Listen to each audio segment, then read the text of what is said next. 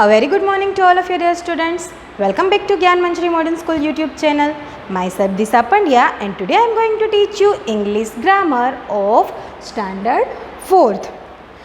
Okay students, so in our previous session we learned the unit number 9 adjectives, position of adjectives. Okay, I explained it to all of you and today we are going to start its exercise. Okay, so open your book and find page number 26. So before we start the exercise, I like to revise the unit in shortly. Okay, our unit name is unit number 9 adjectives, position of adjectives. Adjectives यानी कि वो words जो कि noun या तो pronoun के meaning में कुछ ऐड करते हो एंड पोजिशन ऑफ एडजेक्टिव्स यानी कि ये जो एडजेक्टिव्स है वो सेंटेंस में या तो फिर वर्ड में पता है उनमें कहाँ पर आएंगे पोजिशन यानी कि स्थान, सेंटेंस में एडजेक्टिव का स्थान कौन सा होगा. ठीक है, सो ये हमने सीखा था unit number 9 adjective of position. Now, an adjective is a word that provides more information about a noun, what kind, how many, what color, etc. यानी कि adjective वो word है जो noun के meaning के अंदर कुछ ऐड करते हैं, जैसे कि वो कैसे है, which kind, which color, उनका कलर क्या था, how many, वो कितने थे. ये जो सारे वर्ड्स है वो noun के meaning में इनमें से कुछ ना कुछ ऐड करते हैं, उनको क्या कहते हैं, adjectives. Example, a good boy, boy है लेकिन कैसा, good. Okay, so here boy is a noun and good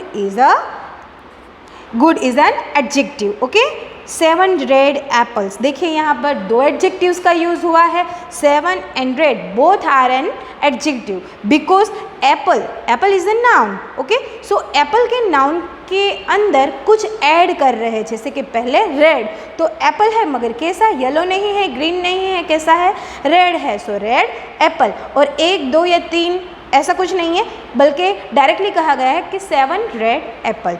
देखिए यहाँ पर कितने हैं वो भी बताया और कौन से कलर के हैं ये भी बताया. सो दे बोथ आर यानी कि 7 and red both are nouns. Okay, adjective usually come before nouns. Adjectives जो होते हैं वो यूजली यानी कि ज़्यादातर नाउन्स के पहले यूज़ होते हैं. एग्जाम्पल, अ स्मॉल प्लैनेट, यहाँ पर ये जो स्मॉल वर्ड है वो क्या हुआ, एडजेक्टिव, बिकॉज कि वो प्लैनेट के नाउन के अंदर कुछ ऐड कर रहा है. प्लैनेट है लेकिन 1 2 5 7 छोटा बड़ा. सो हियर स्मॉल प्लैनेट यानी कि छोटा प्लैनेट. सो प्लैनेट के नाउन के अंदर कुछ उसने मॉडिफिकेशन किया कि प्लैनेट है लेकिन छोटा प्लैनेट है. Then a stormy day, day hot day, dry day, cool day, उसी तरह से स्टॉर्मी डे, डे है ओके लेकिन नॉर्मल नहीं है, स्टॉर्मी डे है. So here stormy is an adjective. Okay, so always noun के आगे एडजेक्टिव का यूज़ होता है.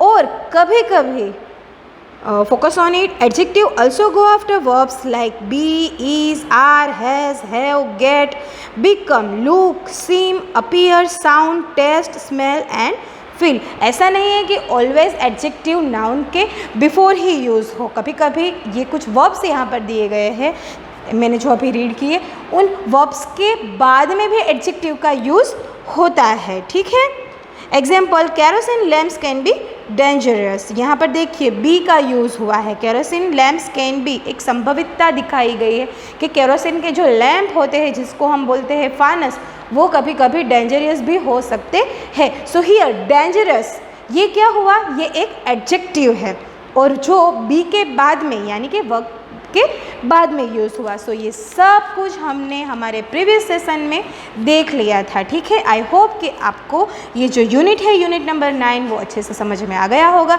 सो today we are going to start its exercise. So चलिए रेडी हो जाइए एक्सरसाइज करने के लिए. Let's get started.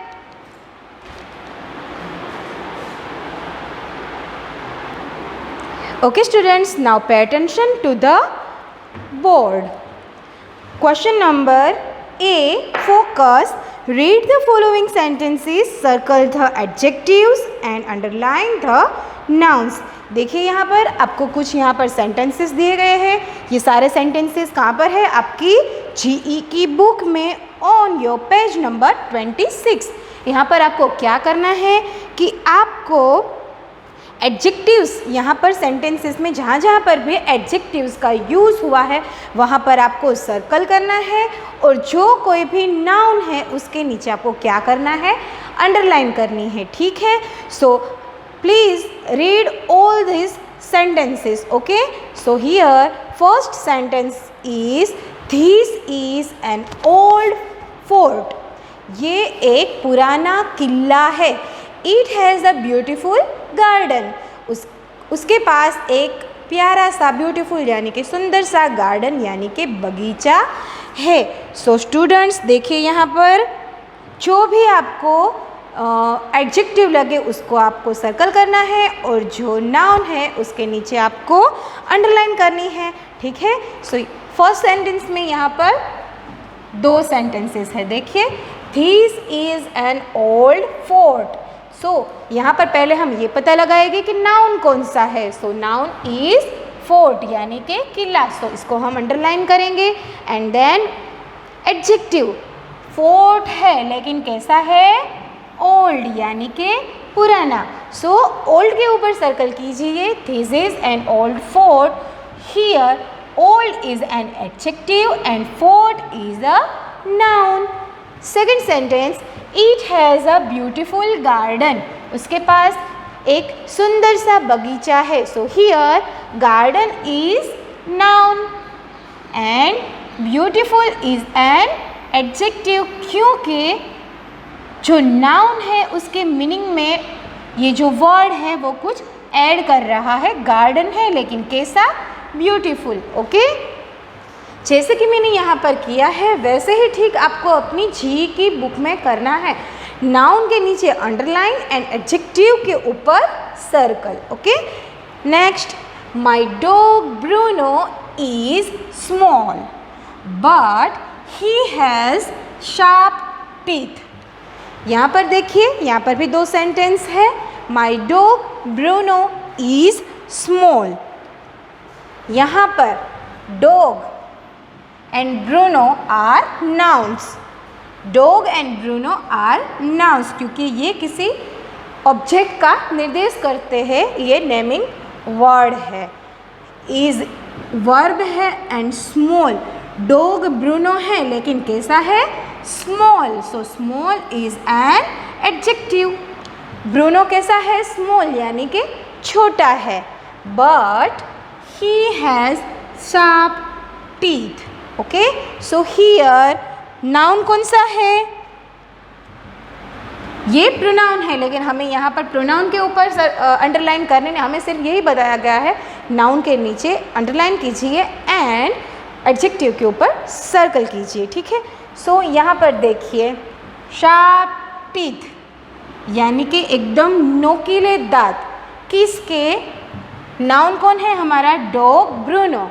My dog Bruno is small but he has sharp teeth. Okay. So here sharp teeth है लेकिन कैसे है? शार्प यानी कि एकदम नोकीले. सो ये क्या हुआ हमारा? An adjective. And teeth is noun. Teeth are noun. Teeth है लेकिन कैसे है? Sharp. Okay. Now next, 7 students from class 4 are going to attend the performance tomorrow. 7 students from class 4 are going to attend the performance tomorrow. यानी कि 7 students. कितने? 7 students जो कि class 4 के स्टूडेंट्स हैं वो कल एक परफॉर्मेंस को अटेंड यानी कि वहाँ पर वो परफॉर्मेंस को देखने के लिए, अटेंड करने के लिए जाने वाले हैं. सो फर्स्ट हियर देखिए, यहाँ पर स्टूडेंट्स क्या है? नाउन. लेकिन कितने हैं? Which colour, how many, which kind, ये जो सारे वर्ड्स है वो क्या हो गए? एडजेक्टिव. तो यहाँ पर उसका नंबर दिखाया है. कितने स्टूडेंट है लेकिन कितने? 7. सो 7 is an adjective. Now from class 4 are going to attend the performance tomorrow. Here class 4 ये भी एक नाउन हुआ क्योंकि ये निर्देश करता है कि ये जो 7 स्टूडेंट परफॉर्मेंस अटेंड करने के लिए जाने वाले हैं वो कहाँ के हैं, क्लास 4 के. Class 4 are going to attend the performance tomorrow. Okay, so here performance is an adjective. All right. Now next, Deepali is holding a blue umbrella. Deepali ने एक ब्लू कलर की अम्ब्रेला पकड़ कर रखी है. It has a tiny hole in it. उसके अंदर एक छोटा सा छेद है. टाइनी यानी कि एकदम छोटा सा छेद है. देखिए यहाँ पर Deepali is holding a blue umbrella. Okay, so here blue umbrella. So इधर अम्ब्रेला क्या है, नाउन है, एंड ब्लू क्या है, एडजेक्टिव. क्योंकि अम्ब्रेला है लेकिन उसका कलर कौन सा है, ब्लू. ब्लू कलर की अम्ब्रेला है. वैसे ही it has a tiny whole.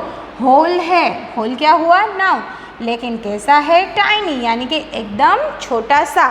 Okay, now question number 5.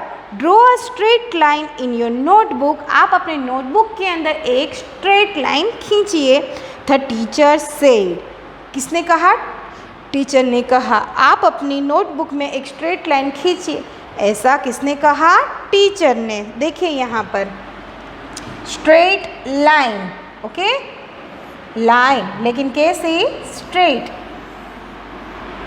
So straight क्या हुआ, एडजेक्टिव. और किसने कहा था, टीचर. तो ये भी क्या हुआ, noun. Okay, write down in your notebook students.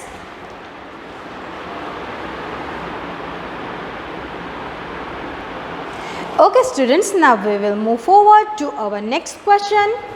Practice exercise question number A is put the words in these jumped sentences in correct order and rewrite the sentences. देखिए यहाँ पर कुछ 1 to 5 sentences दिए गए हैं लेकिन ये आपको स्लैश करके कट करके दिए गए हैं और वो भी ऑर्डर में नहीं है. ठीक है, इनबैलेंस्ड है. सो आपको पहले क्या करना है कि इनको रीड करना है, फिर माइंड में सोचना है कि ये करेक्ट ऑर्डर में नहीं है तो फर्स्ट क्या आएगा, कौन से फ्रेजेस आएंगे, कौन सा वर्ड आएगा, सेकंड, थर्ड, लास्ट. ओके, ऐसे ही एक मीनिंगफुल कंप्लीट सेंटेंस बनाना है और वो आपको यहाँ पर लिखना है. ठीक है, सो हम रीड करते हैं. Moose are mammals large found in Europe and North America. देखिए ये कुछ अटपटा सा सेंटेंस है, कुछ समझ में नहीं आ रहा है. समझ में तब आएगा जब हम इसको राइट ऑर्डर में लिखें. ठीक है, सो इसका ये जो सही क्रम है वो क्या होगा. सो पहले मूज आर ये आएगा first. Okay, then moose are large, mammals third, found fourth, and in Europe and North America. देखिए I am going to rewrite this sentence with its correct order. Okay, so first क्या आएगा, moose are, second large mammals found in Europe and North America. It means moose ये एक type का हिरन होता है. हिरन की ही एक प्रजाति है, यानी कि डियर का ही एक वन काइंड ऑफ डियर ही है जिसका नाम होता है मूस. आर लार्ज ममल्स यानी कि जो स्तनधारी प्राणी होते हैं, जो अपने बच्चों को दूध पिलाते हैं, जो दूध पिलाने वाले एनिमल्स होते हैं, उनको क्या बोला जाता है? Mammals. Okay, so moose are large mammals found in Europe and North America. ये जो मूज नाम के एनिमल्स होते हैं वो नॉर्थ अमेरिका में पाए जाने वाले बहुत ही लार्ज यानी कि बहुत ही बड़े एनिमल्स है। ओके, देखिए यहाँ पर 2 न्यू वर्ड्स हमको जानने को मिले, एक तो मूज एंड सेकेंड ममल्स। ये आपको अच्छे से याद रखने हैं कि मूज एक हिरन की प्रजाति का नाम है एंड ममल्स मीन्स जो स्तनधारी एनिमल्स होते हैं, जो अपने बच्चों को दूध पिलाते हैं, उनको क्या बोला जाता है? Mammals. Okay, now next, they are animals hoofed. अभी इनको हमें राइट ऑर्डर में लिखना है, ठीक है? सो दे ये पहले आएगा, बाद में दे आर होफ्ड एनिमल्स। ओके, ये इसका सही ऑर्डर है। अभी मैंने यहाँ पर जो ये नंबर लिखे हैं उसको हम अच्छे से यहाँ पर लिखते हैं, ठीक है? दे, सेकेंड आर होफ्ड एनिमल्स। ये हो गया एक मीनिंगफुल सेंटेंस। देखिए यहाँ पर भी एक नया वर्ड आया, hoofed, HOOFED। Hoofed means what? Hoof का मतलब होता है नाखून। जो हमारा जो उंगलियां होती है पैरों की या हाथ की, उसका जो एंड का जो हिस्सा होता है उसे हुफ कहा जाता है। सो खुर बोला जाता है हिंदी में उसको। सो एनिमल्स के जो पंजे होते हैं उसका एंड का जो भाग होता है, एंड का जो पार्ट, उसे क्या बोलते हैं? Hoofed. Okay, they are hoofed animals. कौन? ये जो मूस है वो खुर, होफ्ड मीन्स खुर वाले एनिमल्स होते हैं। Next, a moose has nose, a broad and a neck short. Okay, now हम इसका सही ऑर्डर देखते हैं। अ मूज ये फर्स्ट आएगा, देन हैज़ सेकेंड आएगा, अ ब्रॉड ये थर्ड आएगा, नोज फोर्थ हो गया, fifth, sixth and seventh. Okay, so हम अभी इसे राइट ऑर्डर में लिखते हैं। A moose, second has a broad,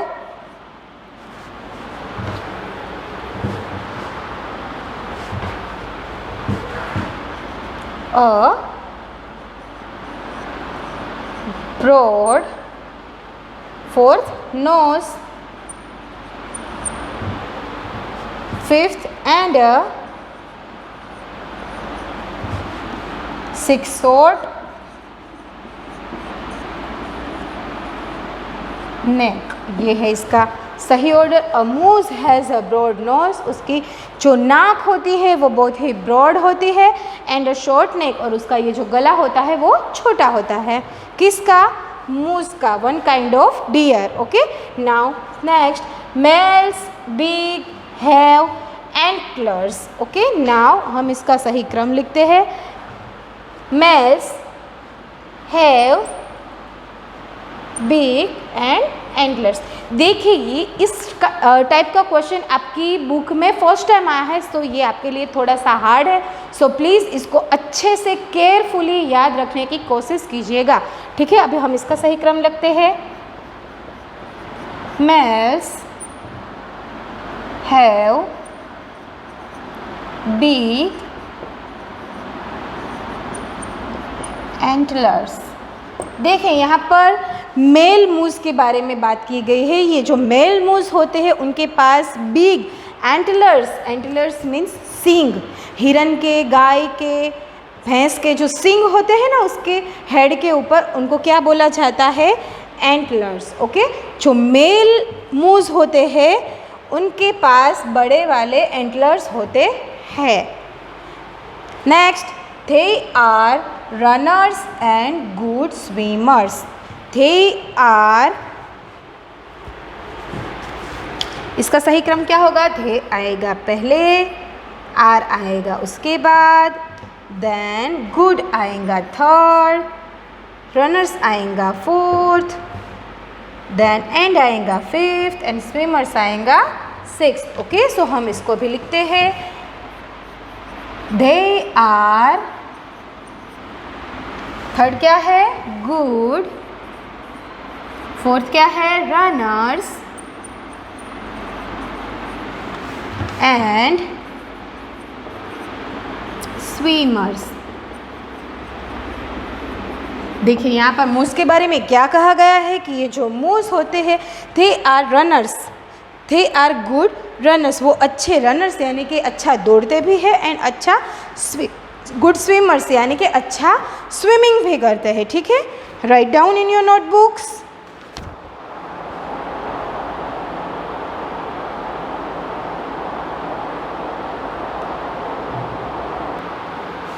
Okay students, now we are moving forward to our last exercise of extension. That is question number A is read the following story and fill in the blanks with adjectives given in the box. देखिए, look over page number 27. There is question number A says कि यहाँ पर एक story दी गई है और उसके ऊपर एक पिंक कलर के बॉक्स में आपको कुछ वर्ड एज एन एडजेक्टिव्स दिए गए हैं। सो आपको इन एडजेक्टिव्स के यूज़ करके ये स्टोरी को कम्प्लीटली लिखना है, फिल करना है। मैंने यहाँ पर ये स्टोरी जो आपकी बुक में ऑलरेडी दी गई है उसको यहाँ पर शॉर्ट में लिखा है। ये जो ब्लैंक्स बीच बीच में आपको दिख रही है उसको आपको इन सारे एडजेक्टिव्स को प्रॉपरली कहाँ पर सूटेबल है ये देखकर फिल करना है। बीच में ये जो छोटे छोटे डॉट्स है वो ये स्टोरी है डिटेल्स में, मैंने यहाँ पर शॉर्ट में लिखी है, बुक में आपको ऑलरेडी दी गई है, मैंने यहाँ पर शॉर्ट में लिखी है। ब्लैंक के आगे के दो वर्ड और लास्ट का एक वर्ड, उसके बाद में ये जो डॉट डॉट है, please listen to me carefully, I repeat, ये जो स्टोरी है जो ऑलरेडी आपकी बुक में गिवन है उसमें ये जो ब्लैंक्स है उसके राइट बिफोर के और आफ्टर के कुछ वर्ड्स मैंने लिखे हैं। जो रिमेन स्टोरी है वो ये है, जो मैंने यहाँ पर नहीं लिखी है डॉट डॉट है वो रिमेन सेंटेंसेस है। ठीक है, वो आपकी बुक में ऑलरेडी दिए हैं और मैंने यहाँ पर नहीं लिखे हैं। सो आप कंफ्यूज मत होइएगा कि ये क्या है। हम आगे से अगर कोई ऐसे लॉन्ग स्टोरी वाले क्वेश्चंस होंगे तो इसी तरह से लिखेंगे। So please listen it carefully. अभी देखते हैं हम यहाँ पर हमें जो फील करने हैं ये सारे वर्ड्स हैं। सो फर्स्ट हम इनके मीनिंग समझ लेते हैं। रिच यानी कि धनवान, न्यू यानी कि नया, ब्रॉड यानी कि चौड़ा बड़ा, काइंड यानी कि दयालु, लॉन्ग यानी कि लंबा, माइटी MIGHTY माइटी यानी कि ताकतवर, एकदम ताकतवर, पुअर यानी कि गरीब, ग्रीडी GREEDY ग्रीडी यानी कि लालचू, एल्डेस्ट ELDEST एल्डेस्ट यानी कि बड़ा, 4 यानी कि 4। Okay, so now we are going to understood the story. Okay, long ago a blank zamindar own an elephant. बहुत सालों पहले, लॉन्ग एगो यानी कि बहुत समय पहले, एक ज़मींदार जिसका वो खुद एक एलिफेंट यानी कि हाथी का मालिक था। सो यहाँ पर ज़मींदार जो पैसे वाले लोग होते हैं, बहुत ही जिसके पास अच्छे पैसे होते हैं, ज़मीन होती है, उनको क्या बोला जाता है? ज़मींदार। उसके पास एक एलिफेंट था। ठीक है, सो यहाँ पर प्रॉपर वर्ड कौन सा यूज़ होगा? रीच। कौन सा? Reach. Long ago a rich zamindar owned an elephant. Next, a blank Mahawat looked after the elephant. एक blank महावत, ये क्या लिखा है? महावत यानी कि वो आदमी जो एलिफेंट की टेक केयर करता है, लुक आफ्टर, उसका ध्यान रखता है, उसके ऊपर बैठता है, चारा खिलाता है, जो एलिफेंट को देखभाल करता है उस इंसान को क्या बोला जाता है? महावत। ओके, सो ज़मींदार के पास एक एलिफेंट था और एक महावत उसकी देखरेख करने का काम करता था। सो यहाँ पर कौन सा वर्ड यूज़ होगा? ग्रीडी, यानी कि लालचू, क्योंकि ये जो महावत है वो क्या था? Greedy. Next, he made the blank animal work but gave it very little food। वो क्या करता था कि वो एनिमल्स, जो भी एनिमल्स थे, शायद यहाँ पर ओनली एलिफेंट की ही बात की गई है, जो एलिफेंट थे उससे काम बहुत करवाता था लेकिन उनको खाने के लिए बहुत कम देता था। So here we can use the word he made the poor, यानी कि दुबले पतले। पुअर का मतलब होता है गरीब, लेकिन एनिमल्स के सेंस में एनिमल्स गरीब या अमीर तो नहीं हो सकते। सो जो बहुत ही दुबले पतले, जो कम ताकतवर एनिमल्स है, इस सेंस में पुअर का यूज़ हुआ है यहाँ पर। सो वो पुअर एनिमल्स से काम बहुत करवाता था लेकिन उनको खाने के लिए बहुत ही कम फूड प्रोवाइड करता था। One day the huge animal give, देखिए यहाँ पर animal means elephant. Okay, animal को आपको एलिफेंट के मीन में ही लेना है, ठीक है। One day the huge animal give a blank blow to the mahout. एक दिन क्या हुआ कि एक ह्यूज एनिमल, यानी कि एक बड़े हाथी ने महावत को ब्लैंक ब्लो टू द, एक फूंक, ब्लो करना यानी कि फूंक मारना। एनिमल अगर एलिफेंट बड़ा होगा तो उसकी फूंक भी बड़ी होगी, ठीक है। तो उसने उस महावत को एक ताकतवर, यहाँ पर कौन से वर्ड का यूज़ होगा? ताकतवर। So we can use the word mighty. Okay, gave a mighty blow, mighty blow to mahout, यानी कि उसने एक बार क्या किया वो एलिफेंट ने कि वो जो महावत था उसको एक बड़ी सी ताकतवर फूंक मार दी। द महावत फेल सिक, फिर क्या हुआ? फूंक मारने की वजह से ये जो महावत था वो बीमार पड़ गया। He could not work any more, फिर वो कुछ काम करने के लायक नहीं रहा। सो वो कुछ काम कर सकता नहीं था। देखिए ये हमारा फर्स्ट पैराग्राफ यहाँ पर कंप्लीट हुआ। Now we are moving to our next paragraph. Next paragraph में क्या कहा गया है? The mahout's wife went to the elephant with her blank children. यहाँ पर हमें चिल्ड्रन की नंबर्स लिखने हैं। सो नंबर वाला एडजेक्टिव यहाँ पर कौन सा है? 4। वाइफ हर 4 चिल्ड्रन। फिर ये जो महावत है उसकी वाइफ उस एलिफेंट के पास गई, उसके चारों चिल्ड्रन यानी के चारों बच्चों को लेकर वो एलिफेंट के पास गई। सी शेड, उसने कहा, why did you do that, तुमने ऐसा क्यों किया? You have left us with no food, तुमने हमें कहीं का नहीं छोड़ा, तुमने हमें खाने का भी नहीं छोड़ा। माई चिल्ड्रंस आर हंग्री, मेरे बच्चे भूखे हैं।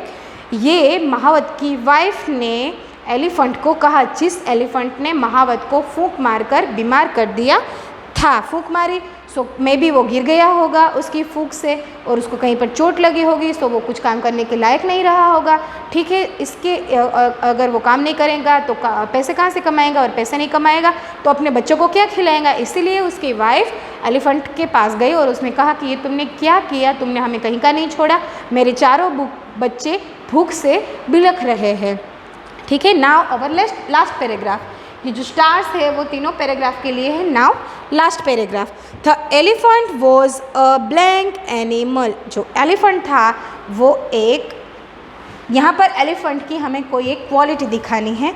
सो क्वालिटी में कौन सा वर्ड प्रॉपरली फिक्स आएगा? Kind. The elephant was a kind animal, यानी कि जो एलिफेंट था वो बहुत ही दयालु एनिमल था। He put his trunk around the blank boy and lifted him on to his, देखिए यहाँ पर उसने क्या किया, उसकी ट्रंक यानी कि उसकी सूंड, क्या बोलते हैं उसको, एलिफेंट की जो ट्रंक होती है वो उन चारों बच्चे में से जो सबसे बड़ा बच्चा था उसके पास ले गया, ठीक है। सो यहाँ पर कौन सा वर्ड यूज़ होगा? Eldest. Eldest. Boy and on to his eldest के बाद क्या हुआ, boy and lifted him on to his blank bag. उसने क्या किया, फिर उसने ट्रंक से उस एल्डेस्ट बॉय को लिफ्ट कर लिया, ठीक है, और अपनी पीठ के ऊपर, कैसे पीठ, यहाँ पर हमें पीठ की उसकी जो बैक है उसकी क्वालिटी दिखानी है। सो वो कैसी थी, ब्रॉड बैक के ऊपर बिठा दिया। Then from that day the elephant obeyed the blank mahout. और फिर उस दिन से उसने क्या किया, जो एल्डेस्ट बॉय था उसी को अपना महावत चुन लिया, ठीक है, क्योंकि उसको दया आ गई कि देखो मेरी वजह से वो जो औरत है उसके बच्चे को खाना नहीं मिल रहा है, तो सबसे बड़ा लड़का आज से मेरा महावत यानी कि मेरा काम करेगा, तो वो जो ज़मींदार है उससे उसको पैसे मिलेंगे और उसका घर चलेगा, ठीक है।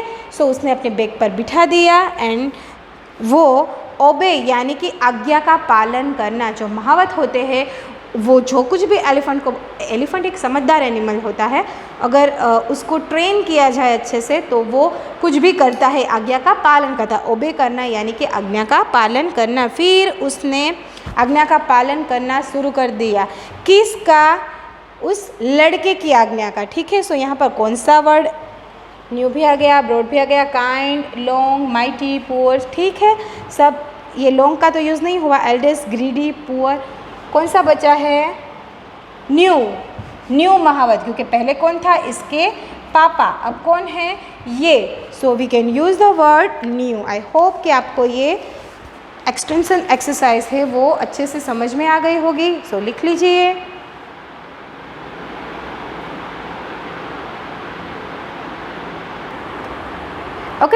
Okay students, now this is time for your homework.